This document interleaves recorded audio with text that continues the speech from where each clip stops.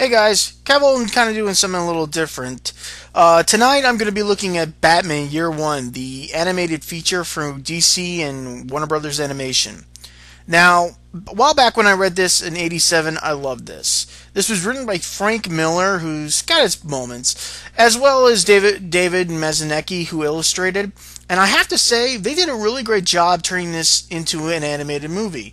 They did such a great job that they almost took almost everything from the comic and went with it.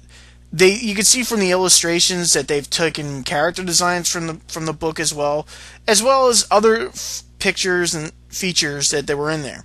They try to establish themselves so well in turning this from a comic book into an animated feature that they did a great job with it by pretty much bringing the book to life, which is very weird since they only turned this into an hour feature, and since Batman Year One was only a 4-part issue from 1987 with the main Batman storyline from issues 440 to 470, they did a pretty good job in doing this, while adding a few little added extra tidbits and stuff. You get to see how Bruce has come back, dealing with the crime, the death of his family, as well as his training, as seeing him trying to establish himself as a symbol to fight crime in Gotham.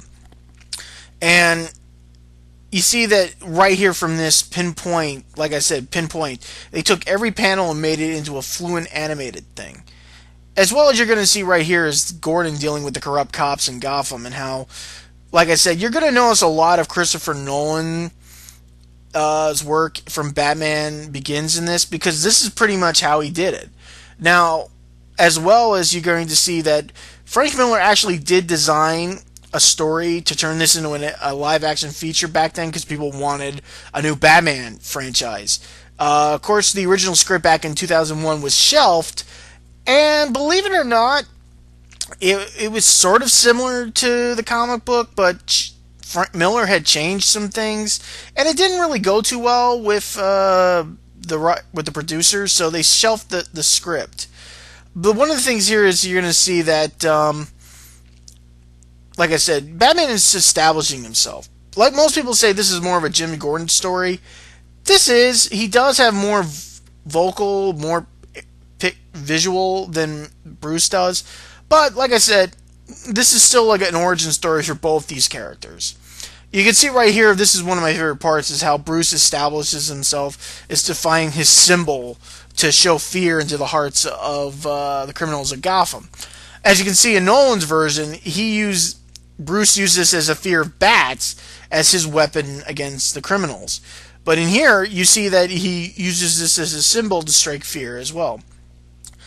So as you can see, Batman has established himself, working his way through the underbelly of Gotham while moving up into the crime lords and the corrupt politicians and police who have control of Gotham and pretty much take advantage of everything. Like I said, you didn't see this in Nolan's, but this is just perfect. And it's just really great to see how Batman is striking fear and showing the mob bosses everything.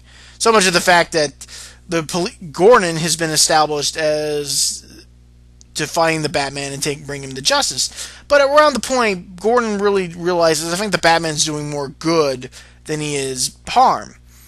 And kind of defends the Batman, as well as becomes himself a hero cop, which does not look good in the eyes of the department, who is getting blamed for all the problems. So much of the fact that the mob bosses and the corrupt cops go after Gordon's family and threaten to hurt him and his unborn child.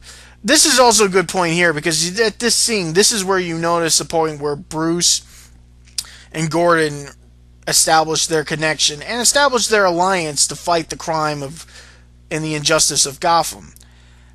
And this is how one of the points I liked at this point is, like I said, they took this over a year book, and then, like I said, it was a 4-part issue, and they did a nice job establishing this, since Batman Year One of the animated feature is only an hour long. Now, let's go on to Chris Nolan. Like I said, you're going to notice a lot of his stuff in this. Like I said, he took a lot from Batman Year One and established it. It's pretty much an animated version of Batman Begins. And this is one of my favorite parts right here, and you're going to notice the comparison. We've made a hero out of him.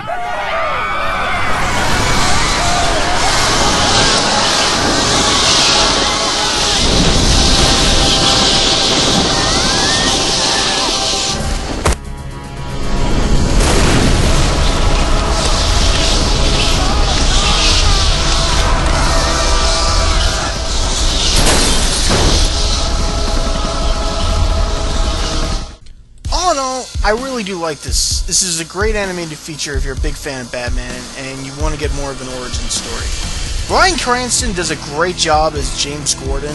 He really shows him off as being a humble yet strong character who won't take crap from anybody but still keep his honorable upholding as an officer as well. And it's just, he does a great job even if you're a big fan of him in his character roles as Breaking Bad. Benjamin McCullum, I have to say, he did an okay job as Bruce Wayne and as Batman. It's kind of funny to me, but it's weird how that is. But when he's being Bruce Wayne, he's not very interesting to me. But when he's playing more Batman, he does do a pretty good job doing the voice. And that's the weird thing about it, if you're comparing him to such voice actors like Kevin Conroy, who's done an excellent job as voicing the Batman.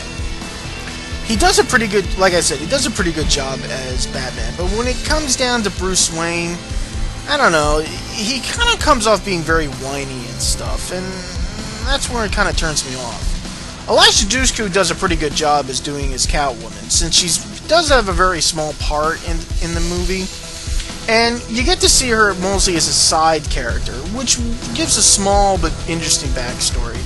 I guess I could probably understand why, if you picked up the DVD as a bonus feature, they did do an animated short called Catwoman, which I've probably brought up in numerous counts as being a little raunchy, since now with the new DC reboot coming out. But otherwise, like I said, the animation on this is perfect. It's just really great. Like I said, they do a great job of illustrating the comic into the movie, and it's perfect. Everything is done very well. It brings out more of a story for the character and really brings more interesting things for people to look at as well as bringing into a fact of the matter is that people might want to read, who haven't read Batman Year One, will actually read that, as well as read all the other Batman Year One stories as well, like Year One Batgirl and such. Otherwise, it's a great story. You should pick it up and look at it. My also suggestion is to pick this up on Blu-ray. It's perfect on Blu-ray as well. And that's how I did it. So that's it for tonight. Thanks. And I hope you guys enjoy this.